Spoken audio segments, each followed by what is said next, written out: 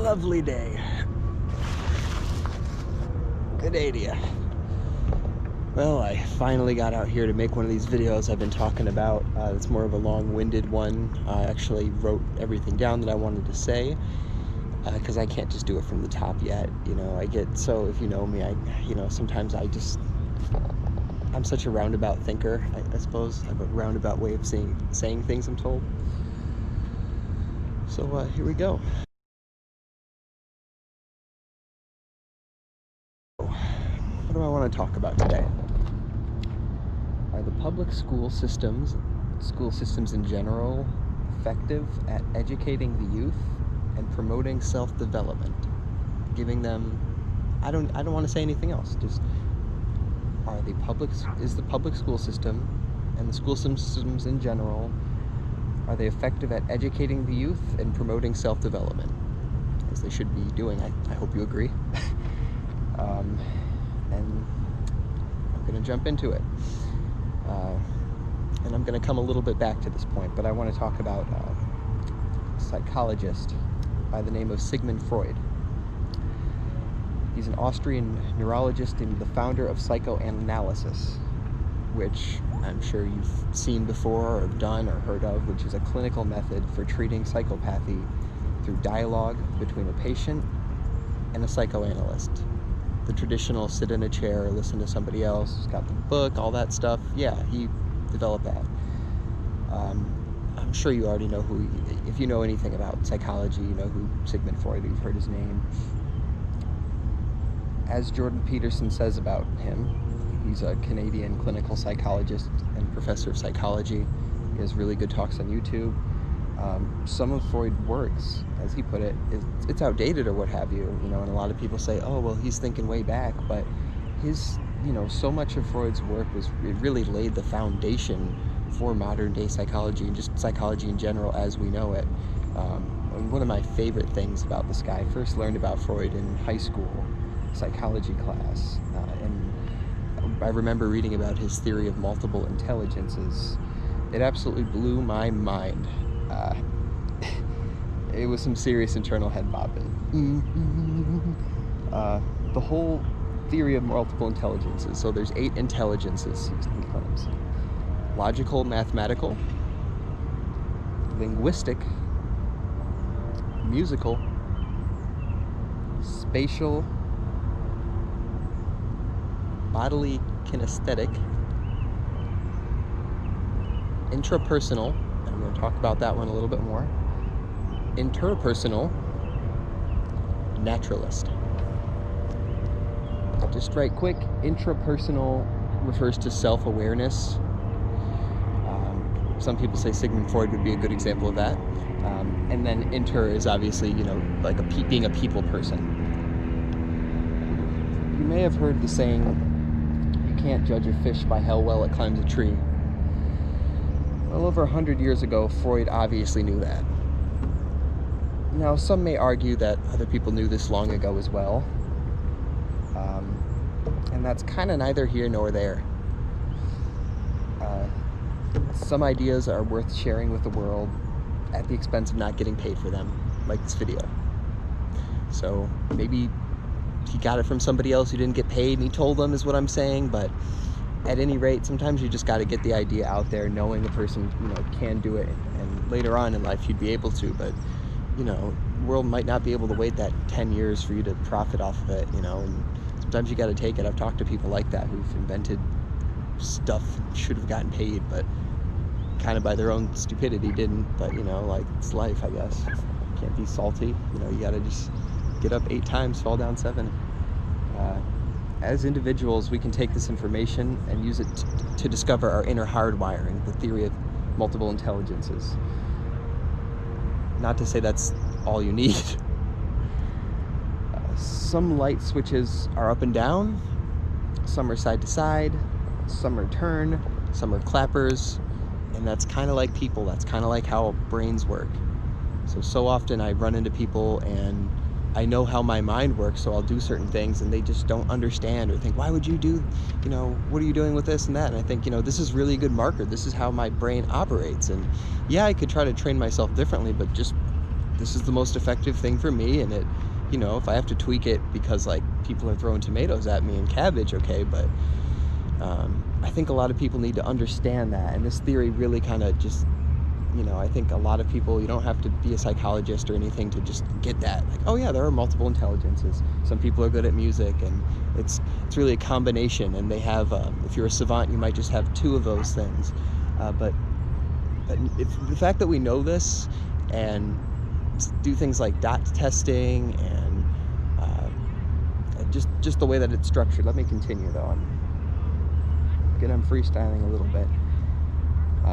So where does the educational system fail for the statistical individual? As some of you say, we know it does. Why is it that a person like me can command the respect of 3- and 4-year-olds using what I learned as a martial artist in capoeira, when so many other methods fail to give the children the tools they need to continue on that path, or to give them the confidence as learners they need to have one arena in which they can feel confident within one part of this art enough to explore the rest of the parts, and to realize then that that's how learning works.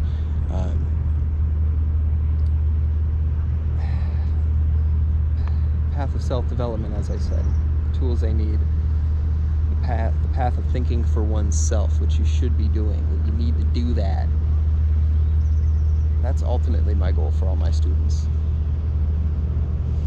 Shouts out to all the coaches who are putting in that much needed work. I have so many in my life who I think of. Big ups to you. Now, in the USA, there exists a more individualistic culture, society vibe. Nope, not going to elaborate on that verbiage. As human beings, we are, for the most part, equipped to grow in groups. Here it is. I'll check out the boat.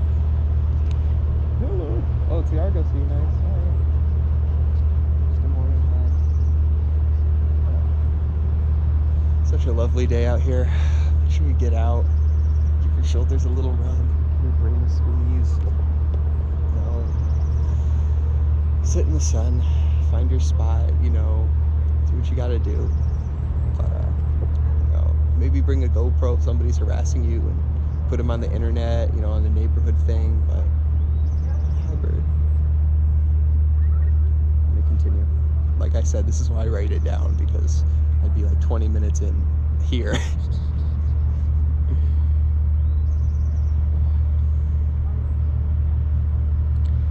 As I was saying, that's how it is in the US. You know, you get a car at 16, you're out of your parents' house at 18, so on and so forth. But in traditional African societies, the family functioned like a miniature state. And in a whole lot of countries, it still works similar to that. You know, I have a friend in Colombia, and when we play video games, you know, I can just, you know, hear how he lives with his siblings, and his mom and him, you know, are like running the company, and it's not something where he feels the need to get away. You know, he's connected. That's how he's experiencing his reality. They are vouching for one another. And I think it's such a cool thing. And that's kind of how it is in my family. You know, so to some extent, I'm perfect. I'm right on the money on this one. To some extent, parents have control over how they raise their children. Yeah, it's true. Yet most people, I think everybody, pretty much everybody, gets influenced by the society in which they live. Okay, and I mean, you can fight me on that one, but anyway, if you're a member of society, it's influencing you, or you're influencing it, or they're there. That's the wrong page, excuse me. Oh, where did it go? Oh, here we go. So, what could be done better in terms of education? Well, I'm certainly no expert, but I think that if schools offered a more diverse range of topics and incorporated other cultures, and perhaps by these range of topics you go about certifying teachers from other academies that aren't, you know, formally a part of the educational system, you find a way of merging that with after-school programs. That's how I taught for the public schools in Seattle. was as an after-school teacher, and I'd put on a stage play and work with people just of all different ages. And I remember just my first preschool class, like really, I had my notes down, but my mind, it was like, you training for like a championship bout or something, because I was like, I don't know what to expect, and there's 15, 20 3 and 4 year olds in this room with me, and it's like I have a couple teacher assistants, but I've never, like, I've been teaching since I was 17, but to be able to go from they kind of like gauge me out, we had like some good things, figured out what worked, got a bunch of advice, really listened to the students, and by the end, just to see all of them on the wall doing handstands, holding it for like 30 seconds, and I knowing as a teacher that I'm teaching them in a way that is safe for them. We built up to this, from this is how you do it, this is a proper technique, now we're going to work on something different for your little brain. And there were just times where I felt like I was just like doing this like hundreds of years ago, I guess. Like, it was so similar in the way that the kids were taught. And yeah, of course, I miss teaching and being there present, but this is a way to kind of expand that a little bit further, especially with what's going on right now. But big ups to all my students wherever you're at right now. Of course, I think about you, and the wheel's going to keep turning, so make sure you are training. As my man Lambari said out there in Brazil, Axé, como vai você, meu caras? Ay. Oh my gosh. 2 minutes of shouts out and we're back on a lovely day. Look at that. Butterflies out there flying around. Yeah. All right. Oh. Yeah. Woke up this morning and just felt like my breathing was a little bit off. If you saw my time-lapse DJ video when I was doing the sit-ups, thank you fans if you know what I'm talking about. If not, check that. It's like a 30-minute vid, but just chill to it. It's really cool. That was a time-lapse, so that was like 30 minutes of just doing sit-ups, and it looked really cool. But the next day I was pretty sore, and every time I got out of bed, and but soreness, honestly, like, having trained since a kid, it's like it becomes like something you just need to have in your life, like an enjoyable thing. Like, I ran, I think it was on Monday I did 5. Yeah, it was Monday I did 5 there and 5 back. Tuesday I did another 5, and then I walked back, and then today I did 5, and we'll see how I feel. I just I drank all my water. Can't drink this stuff, I ain't that salty. But I'm getting it back. My goal is to really just be able to like do a marathon and really see what I can do, like, as an athlete and as a martial artist. And of course I have a lot of, like, sorry, that bird, a lot of aspirations for these videos, and I think that a series like this is something I want to do kind of for the middle ground, but also for the hello, how's it going? Little kid just was staring at me. So who is he talking to? Well, that's cool.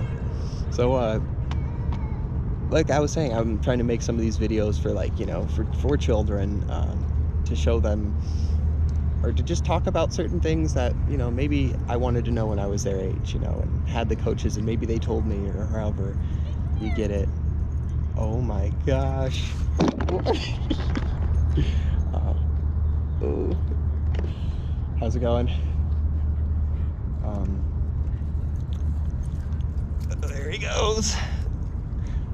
Thought he was going to be a little video star, but nah. Anyway, let me finish this up, because it seems like people are starting to crowd. I don't need, like, to get bum rushed by little dogs and kids and stuff. Yesterday, it was down here, and like some kids from the block, reminded me of my friends, and they just like rolled up on the bikes and stuff, and like just jumped in front of my video, and like, I don't know. I know how these kids are doing. I was probably more dangerous at that age than I was now. Purple Drink Squad, shouts out to the Purple Drink crew out there, GR, all day. And make sure you take if you're ever in the area, you're of course welcome to take a tour. Bing! Breathe in Seattle. I guess I'll share with you. I'm working on getting a photographer out here. I'm going to import him because there's a young artist I really want to put on the spot here, and I think he'd really be able to capture my essence with what I'm trying to do and everything. So I really want to put this guy on. I don't know if I'm going to cut this video or just keep it all in one blurb. But I'm really trying to work with a lot of local artists, and I have to like really connect, and that's a project of itself, reaching out to all these people with great albums and stuff, you know, and seeing like what we can do together as far as like maybe just using it on their video, or maybe they want to send me a sound clip or a good idea they had to share with you guys, because I think I had 4,000 reaches between both my accounts, like 3,500 on one on the yoga, but that's still like, you know, I really am grateful for that, and I'm just going to keep grinding and, you know, earn it. Like my man Tom Hanks said, you know, I got to keep some people entertained, because I have people who, like, I think one of my videos, it was like 300 views, but then there were like 90 people who just had 2-second or 3-second watches. And it's like, yeah, I know if you're advertising, trying to sell your t-shirt, nobody's gonna want to watch your stuff, but you know, like, jump ahead or something, like, you know. But it's cool, I get it. And like, I have like my Instagram account, I'd suggest you follow that if you're into that, because, you know, I originally did that for like office people who, you know, had their sound muted and just had like a minute while they were BSing to like watch something funny, keep their spirits up. Because like my infamous O was mainly just for like making, you know, there he is. Ooh, I was wondering when you're gonna get on camera. Oh, the birds love me. You know, especially those ones. They last year, like when I was really stressing out, they would just every day, like, would just, in the morning I'd wake up and they'd be staring at me, or one of them would just stare at me in my window. Straight up, it would just stare at me for like a month or over a month. And, you know, I was like, what does this thing want from me? You know, I know it's like got other business too, but it kind of made it clear. And then I finally I get down here and do some jogging, and I see like a whole swarm of these birds. And like right at the entrance where I filmed that video where I do the 360, I don't know, like somebody said, there's a message in everything, you know.